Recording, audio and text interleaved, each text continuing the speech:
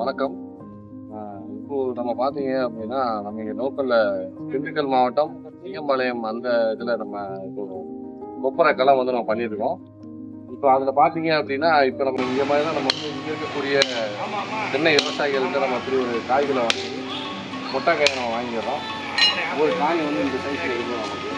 நல்ல கிராமம் கிடைக்கும் நமக்கு. இதோட பருப்போட திக்னஸ் நான் இப்போ உங்களுக்கு காட்டுறேன் பாருங்கள்.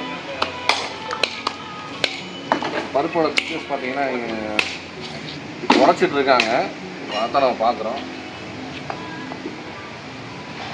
இதுதான் அதோட வால் திக்னஸ்ஸு. அப்புறம் நம்ம காட்டுறோம். இந்த லேயர் வந்து நம்ம திண்டுக்கல் மாவட்டத்தில் ஐயம்பாளையத்தில் மட்டும்தான் இந்த மாதிரி ஒரு வால் திக்னஸ் இருக்கக்கூடிய ஆயில் கண்டென்ட் இருக்கக்கூடிய காய் நமக்கு கிடைக்கும். ஸோ அதை தான் இப்போ நம்ம பார்க்குறோம். இப்போ நம்ம வந்து இந்த ப்ராசஸ் எப்படி பண்ணிகிட்டு இருக்கோன்றதை நான் அப்படியே உங்களுக்கு காட்டுறேன், லைவாகவே காட்டுறேன். அப்படியும்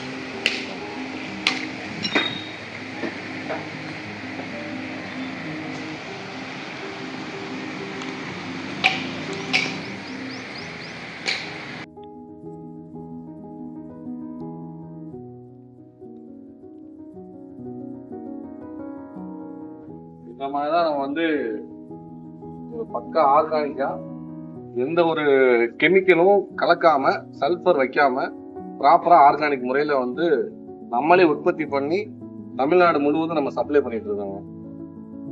பாக்குறீங்க, நம்ம இந்த முறையில தான் நம்ம செஞ்சுட்டு இருக்கோம் ஃபுல்லா.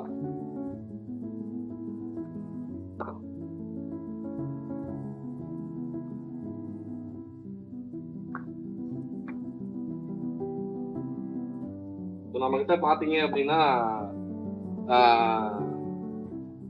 வாரத்துக்கு எப்படி ஒரு 3-4 டன் வரைக்கும் நம்ம வந்து சப்ளை பண்ணிட்டு இருக்கோம். லோக்கல் இருக்கக்கூடிய குவாலிட்டியை தரமா கொடுக்கக்கூடிய மரச்செக்கு ஆயில் பையர் செல்லர்ஸ் விற்பனையாளர்களோட நம்ம வந்து மொத்தமான முறையில நம்ம இங்கேருந்து அனுப்பி கொடுத்துட்டு இருக்கோம். அதோட குவாலிட்டி தான் நீங்க பாக்குறீங்க.